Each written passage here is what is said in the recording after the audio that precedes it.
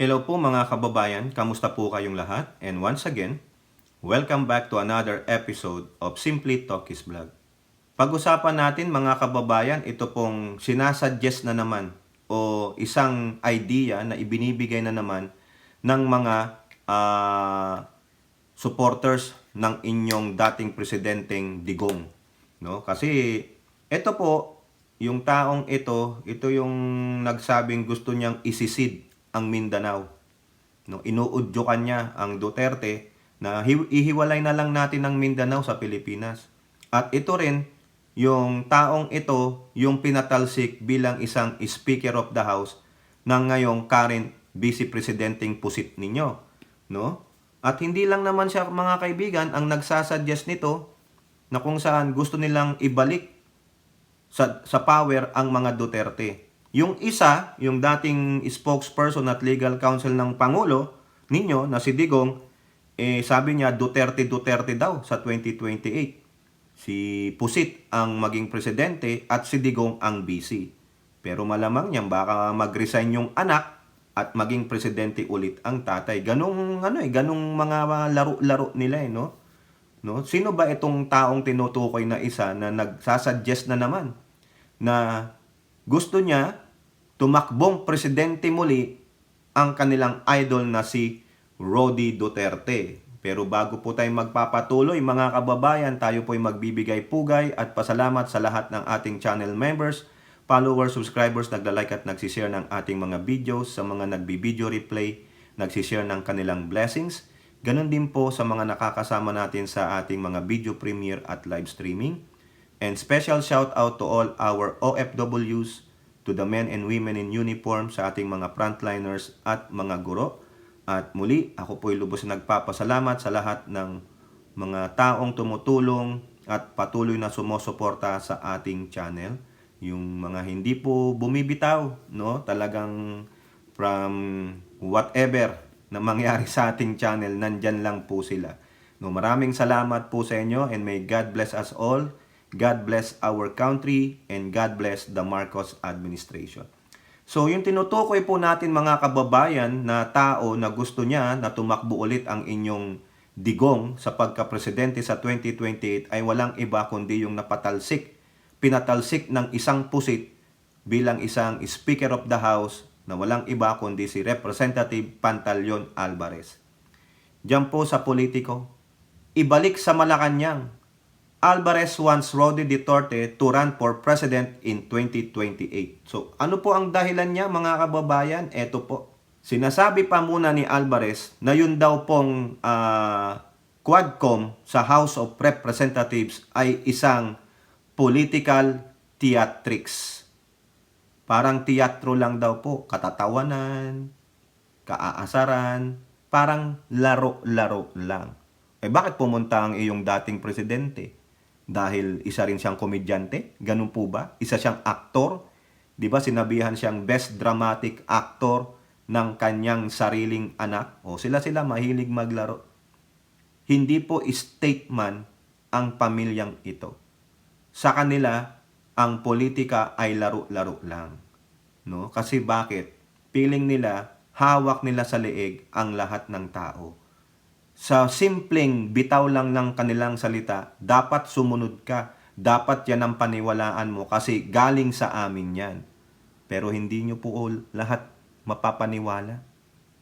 No? Nagising na po ang taong bayan na ang inyong angkan, Duterte, pamilya mo Digong, ay isang manbubudol, walang isang salita at mga duwag. No? Meron pa isa, mga sinungaling. Ang sinungaling ay kapatid ng, alam nyo na, kayo nang bahalang magdagdag dyan, no? Ito po, sabi ni Alvarez, aside daw sa Quadcom ay isang political theatrics, si Pusit sabi niya political persecution ang ginagawa ng House sa kanila. Kayo talagang focal point kasi EJK, paglutstay mo ng pera ng iyong CIF, di ba? Pera ng taong bayan yan. Hindi mo pera yan. Hindi mo ma-explain maigi. Ayaw nilang matatanong. Di ba? Kasi nga sila po ay mga puon. Puon ng impyerno. Di ba? Kayo na nagsabi niyan.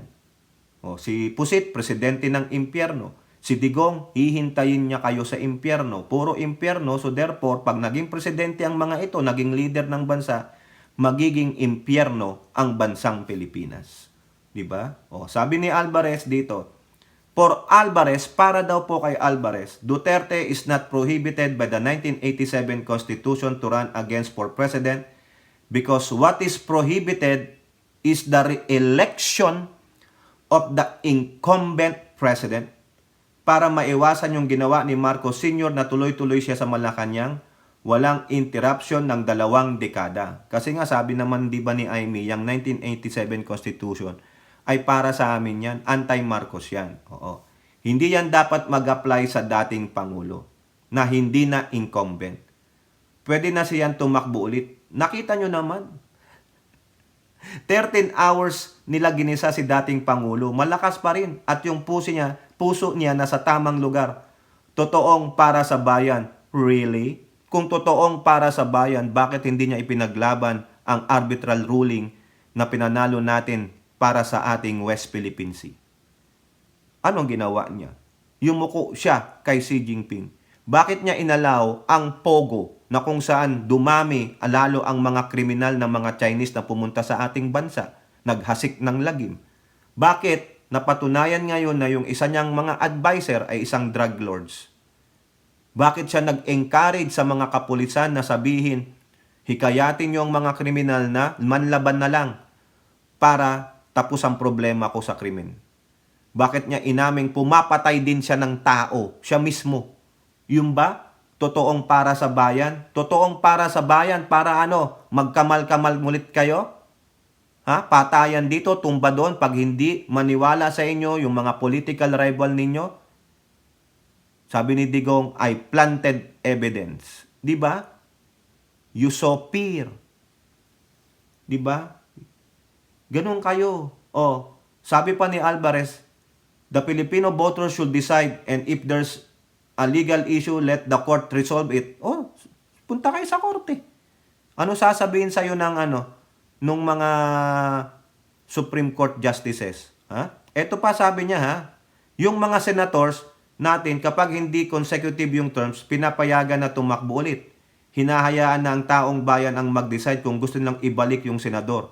Sa Amerika, tignan ninyo, hinalal ulit ng tao si President Trump. Kung maniniwa talaga tayo sa demokrasya, let the people decide.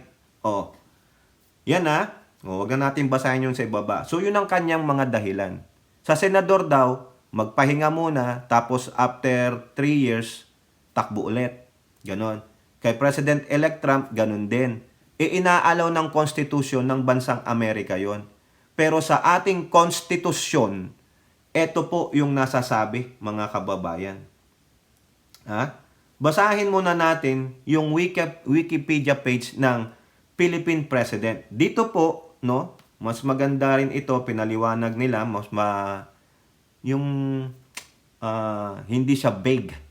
The 1987 Constitution restored the 1935 Constitution original ban on presidential election o presidential re-election. Under Article 7, Section 4 of the current Constitution, yung 1987 Constitution, the term of the President shall begin at noon on the 13th day of June, next following the day of the election, and shall end at noon on the same date. 6 years thereafter. So, bibig sabihin, 6 years lang. No? Yung simula at katapusan. The incumbent president, yung current president, is not eligible for re-election. Okay. Good. Hindi allowed ma-re-elect yung current president. Yung tatakbo ulit siya. No? Alam niya, matatapos na yung 6 years ko, takbo ulit ako. Ganon. Sabi naman dito, even if non-consecutive. Ayon yung hindi ipinapaliwanag sa inyo ni Alvarez. Ginagamitan tayo nung mga tulad ng senador, tulad ng kay President-elect Trump. Iba yung pakikialaman si President-elect Trump, iba ang konstitusyon natin sa konstitusyon nila. May mga probisyon tayo sa konstitusyon na wala sa kanilang konstitusyon at meron silang mga probisyon na wala rin sa ating konstitusyon. Ang sabi diyan, even if non-consecutive. Kuha ninyo? Ano ibig sabihin yan? O halimbawa si Pangulong Marcos, ngayon incumbent siya.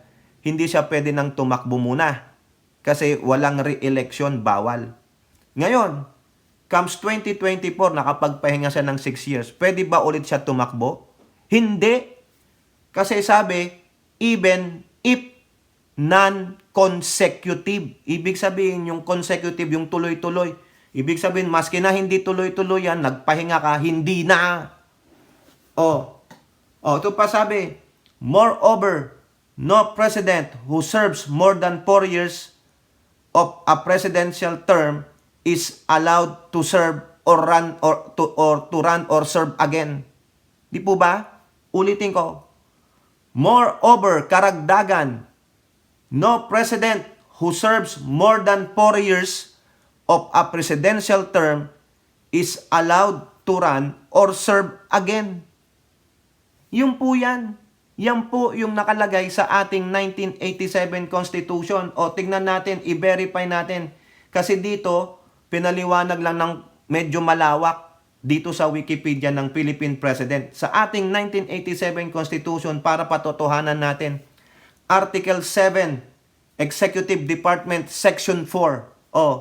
The President and the Vice President shall be elected by direct vote of the people for a term of 6 years, which shall begin at noon on the 13th day, o yun din ang sabi doon, of June next following the day of the election, and shall end at noon on the same day 6 years thereafter. So June 13 to June 13, 6 years after.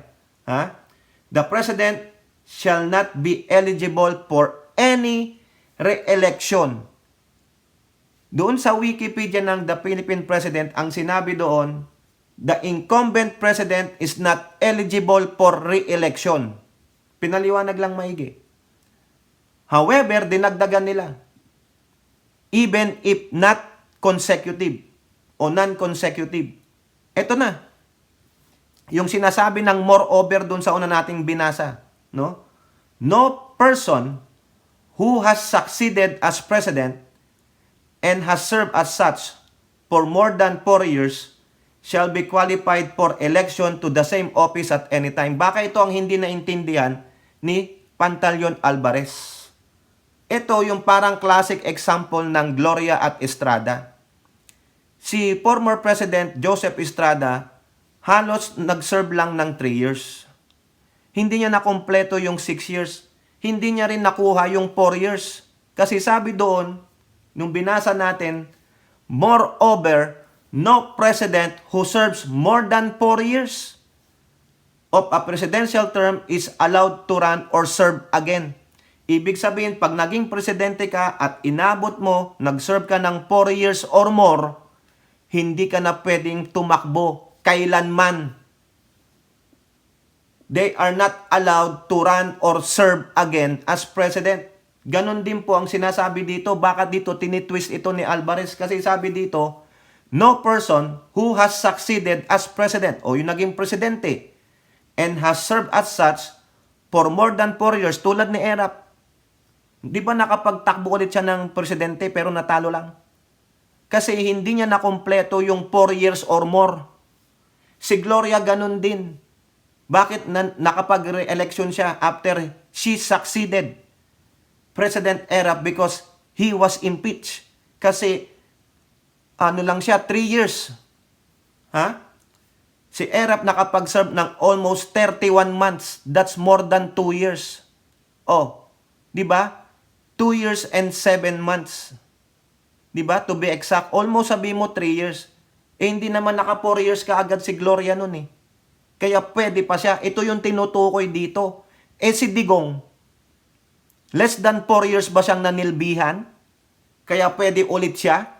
Yung sinasabi ni Alvarez na hindi naman na siya incumbent eh. Walang sinabi dito. The president shall not be eligible for any re-election. Hindi po sinabi dito sa section 4 whether you are incumbent or not. Nakuha nyo? Ulitin natin, yung incumbent, yung current, the sitting president. Pag sinabing hindi na incumbent, wala naman na siya sa office eh. whether he is serving another yung congressman, senador, or sa LGU. Pero right now, he's not the president. Parang ganun. Kasi si Digong, hindi siya presidente ngayon. Hindi na siya incumbent. Yan ang sinasabi ni Hindi daw dapat, bakit yung mga senador nagpapahinga lang ng 3 years tapos takbo ulit? Ayun ang nasasad sa konstitusyon. Sa konstitusyon natin, mga kababayan, sinabi dito, no? The president shall not be eligible for any election. The Constitution does not state that whether incumbent or not, hindi ka na pwedeng mag-re-election. Walang sinabing specific, it's a general. So therefore, wag mong lokohin ang taong bayan. Alvarez. Yang sinasabi mong incumbent or not, or gamitan natin ng sa pagka-senador, sa mga legislators, or kay President-elect Trump, ibang-iba po ang probisyon sa mga ganyan. Dito ang pinag-uusapan natin, presidente. Di baguhin nyo, kung gusto nyo, i-amend nyo yung konstitusyon. Yan ang hirap sa inyo You are giving an idea or a narrative pero you're not fully explaining it to the people. Sinabi ng konstitusyon, hindi na pwedeng magre-eleksyon ang presidente. Hindi sinabing doon, yung incumbent lang. Hindi. In a general form, incumbent or not, hindi na siya pwedeng magtakbo bilang presidente ulit. Di ba? Yun ang hindi pinapaliwanag sa atin Pero yung gusto ni Panelo, no, na Pusit, si Sara Pusit, presidente, Digong, vice-presidente, kung mangyari yon, ano ang lalaruin nila? Sa akin lang opinion, baka kausapin nila si Pusit, sige, after, bago mag 4 years ng iyong term, mag-quit ka na. In 3 years time, mag-quit ka na. Para palit ang tatay mo. Para pagtapos ng tatay niya, may chance ulit siyang magre-election kasi hindi niya naabot yung 4 years or more. Ganun po yun. Kaya nangyari kay Gloria at kay Erap na tumakbo ulit. Kasi inaalaw ng konstitusyon. Di po ba? Nandyan no person who has succeeded as president and has served as such for more than 4 years. Ibig sabihin, hindi ka nakapag-serve ng 4 years doon sa sinasabing 6 years mo, ay pwede ka ulit tumakbo bilang presidente. Si Erap, hindi. Si Gloria, hindi rin. Kasi nag-serve siya after almost 3 years nung termino ni Erap. 31 months lang si Erap. Dit continue. Diba? Walang 4 years yun Yung term ni Erap na tinapos niya Diba? Kasi nagamit ni Erap 31 months. Ano ang 6 months? 72 months. Ano ang 6 years? Sorry. 72 months. Diba? So ilang taon lang? 3.5 years. Yung tinapos ni Gloria na termino ni Erap. Kaya pwede siya. Pero itong si Digong, no way. Wala sa Constitution whether incumbent or not. Basta't natapos mo yung 6 years mo bilang presidente, walay na. Kaya wag na kayong gumamit pa halimbawa, senator, hindi. Congressman, hindi. Mayor, hindi. Iba yun Iba provision Sa mga ibang bansa, wag niyong gamitin yun. Ayaw nyo nga sa mga puti, tapos gagamit kayo ng mga provision constitution example. Di ba? Ayaw na Digong sa mga white, pero pag convenient sa inyo, gagamitin ninyo. Sinong mangga? Di ba? Kapal na mukha nitong mga tong gawin ninyo, isuggest ninyo na baguhin o i-amend ang konstitusyon para, sige, makabalik si Digong. Pero tignan natin, sabi nyo, taong bayan ang magdidesisyon. So par ngayon, gawin nyo sa 2025. Tingnan natin kung mananalo si Digong bilang presidente o si Sara. O sa 2028, mananalo si Sara? Sa palagay ninyo? Sa akin, I will categorically say, no. No. Bakit? Sabihin nyo, yung boto ni Lenlen, ni Mama Lenlen, ng mga pinks, ng mga dilaw, 16 million o 15 million, halos 16 million. Pure pinks and dilaw yan. Hate na hate nila ang mga Duterte. Kung sino man ilalaban ng dilaw o pinks, kanya na yun. I'm assuming lang ha. Di ba? Now, ginago nyo ang mga Marcos loyalists and supporters kayong mga Duterte. Mas kinahikayatin pa sila nila Amy? No way. Nakita namin ang ugali ninyo. Nakita namin ang totoo nyong kulay. Mga brown kayo.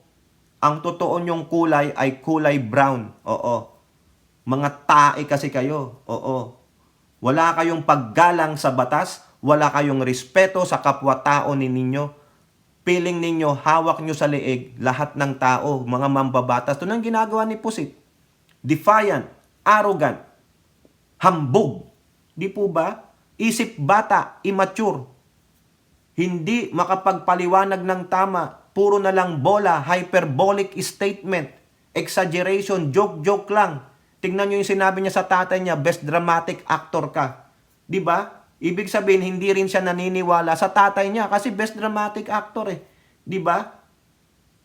Wala kayong makukuwang tamang kasagutan sa mga Duterte no kasi because what? Mga diktador feeling high and almighty. Kaya Pantaleon Alvarez, good luck. Di ba? Sa akin, good luck. No? Manalangin ka sa poong may kapal na sana itong mga mambabatas na tulad mo magtrabaho ng tama, baguhin ang konstitusyon. Incumbent or not, sabihin mo, pwedeng magre-election ang presidente. Sinong makikinabang? Di kami. Na mga supporters ng Marcos, ilalaban ulit namin si Pangulong Marcos. Matalo man o manalo, doon kami. Kung makukuha ng mga pingsyong boto ng iba, edi so be it. Pero wag lang ibalik sa power ang Duterte. Nakita nyo naman kung gaano sila kasalaula sa mga kapwa nila Pilipino. Ang totoong nagmamahal sa bayan, edi si Pangulong Bongbong Marcos. Bakit? Ipinaglalaban ang West Philippine Sea. Ha? Pinaglalaban niya mga kababayan. Example lang. Yan ang balita sa Abante. Pinas hindi titiklop sa WPS. Kahit na ano pang sabihin ng China na tayo ay bibili ng yung short-range missile sa US. Sabi ng China, provocative tayo. Pangulo, walang pakialam. Wapakils kayo. Nag-sign ng 2 maritime bills. Anong ginawa ng China? Napikon. Nagalit. Anong sabi ng Pangulo? Hindi ako titiklop. I do not tend to yield. Filipinos do not yield. Yan ang Pangulo ko. Pero si Digong, ano ang sinabi? Ibigay na lang natin yan. Tubig lang yan. Nung sinabihan siya ni Xi Jinping, huwag mong gawing maghukay dyan. Hindi niya ginawa kasi sinabi ni Xi Jinping, magkagulo tayo. Si Pangulong Marcos, binantayan ng Skoda, binabantayan ng Rusulrip. Diba? Tuloy ang resupply mission. Kung ano pang panggagago dyan. Wala. Naninindigan. Si Digong, yumuko. Diba? Iniwan pa siya ng China.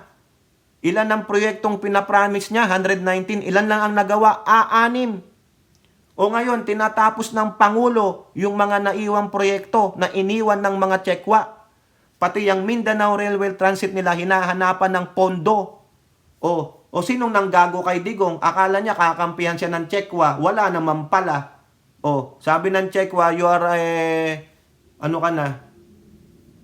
yung presidensiya mo walang kwenta. Wala na kaming pakinabang sa'yo. Ngayon, hindi nila mabraso ang Pangulong Marcos.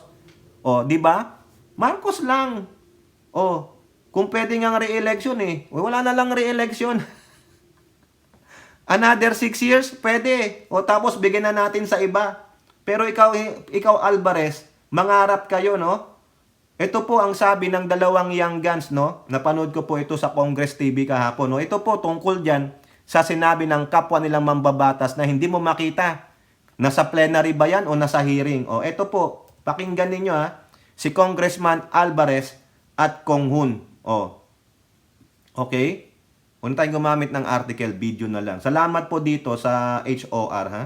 Hindi na lang po, your thoughts on the view po din ni Representative Alvarez. Ang sabi niya, Duterte should return to Malacanang in 2028. Ang sabi lang daw kasi sa 1987 Constitution, yung incumbent president lang yung hindi pwedeng ma-re-elect. Pero hindi yan dapat mag-apply sa dating Pangulo na hindi incumbent. Pwede na siyang tumakbo ulit.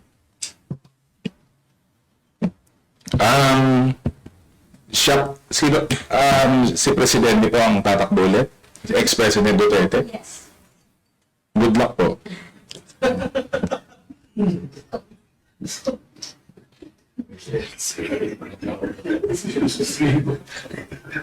Okay.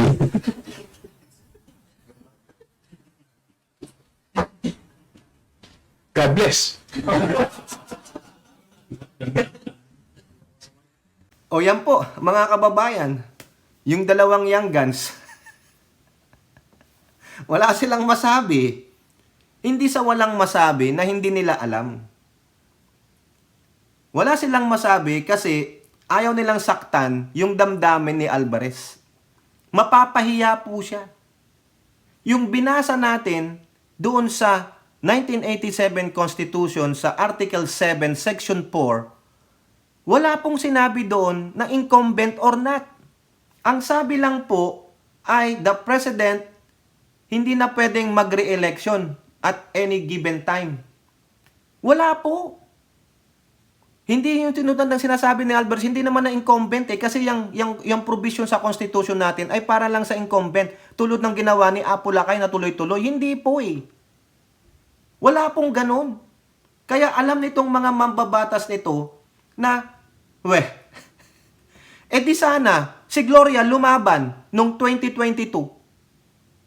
Diba? Sana si Gloria lumaban nung after ni Noynoy. Diba? O hindi eh. Alam din ni Gloria. Tama mali mga kababayan. Diba? Itong si Alvarez, kung ano-ano iniisip. Ano ba ito? Ito ba yung mga... Oy, Duterte, yung bang mga minions mo, mga bangag? Ano ba tinira nitong mga to? Nagtatanong lang ha. Kaya anong sabi ng dalawang mambabatas na young guns? Sabi ni Ortega, good luck. Wala na eh. Kung dadagdagan niya pa yun, baka masabi niya pa kung ano pang masabi niyang masama kay Alvarez. Baka sabi niya, bobo naman ito.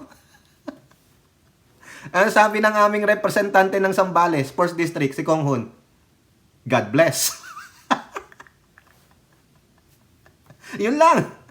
Diba? Those are the safe answers para hindi na lang matrigger itong mga minions ng Duterte. O kayo dyan, aside kay Alvarez, sino pa ang magtatanggol sa sinabi ni Alvarez? Si Panelo nga, hindi niya masabi yun eh. Anong ginawa ni Panelo? Sara Duterte and Digong. Si Digong, VP. Si Sara, Presidente. They're gonna do it the other way, yung ibang route. Si Alvarez, tahasan eh. Tapos sinabi, wala daw sinabi sa Constitution. Hoy Alvarez, baka mali naman ang interpretasyon mo dito sa sinasabi ng Constitution, Putragis kayo, abogado ka ba? Abogado kang naturingan pero iba sinasabi mo sa taong bayan eh. You are fooling or deceiving the Filipino people. You don't do that. No? Dapat ito masiyasat ito ng Supreme Court. I-reprimand siya. Sabi niya padalhin daw sa korte. Baka sampalin ka ng korte ng katotohanan. Paano ka naging abogado that you cannot even understand dito sa sinasabi sa Section 4 ng Article 7 ng Konstitusyon? The President shall not be eligible for any re-election. O baka naman ibang konstitusyon ang binabasa mo. Ito, nakuha ko po ito sa Congress eh. Ayan Official Gazette. It's the official gazette ng ating gobyerno. Nasa GovPH yan. Kung gusto nyo makuha yung website, officialgazette.gov.ph Constitutions 1987 Constitution. Yan. So meron pa bang ibang Republic of the Philippines Constitution ang pinagbabasihan ni Alvarez nung sinabi niyang hindi tungkol yan sa incumbent? Wala po eh. Ako, hindi naman po ako abogado. Wala naman akong alam dito sa mga batas-batas na to. Pero sa pagkakaintindi ko, walang sinabi dito na pang-incumbent lang ito. Incumbent or not, if you serve more than 4 years of your term sa 6 years, you are not eligible for any re-election of the same office. Hindi na. Ang tinutukoy dito ay pag ikaw ay sinaksid mo yung presidente na hindi mo natapos yung 6 years mo, wala kang 4 years going forward, pwede kang mag-seek ng re-election. That's why Gloria was able to do it and former President Erap able to do it. Because Erap was impeached when he served only as a president for 31 months. Tinuloy lang ni Gloria. 3.5 years lang. Oh, walang 4 years yun. Yung tinapos niya yung termino ni Erap, kaya nakapag-seek siya ng re-election. Kaya ikaw, Alvarez, sabi nga nila, sabi ko rin kanina, good luck. Pero sabi nung aming representante na si Kong Hun, God bless. O, di ba?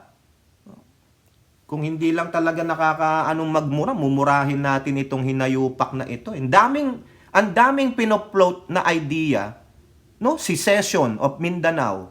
Ano pa? 'Di ba ito? Hindi naman daw incumbent si Digong. Bakit si Donald Trump? Inaalaw ng Constitution ng Amerika 'yon. Pero sa ating Constitution, which is so restrictive, dapat kayong sumunod.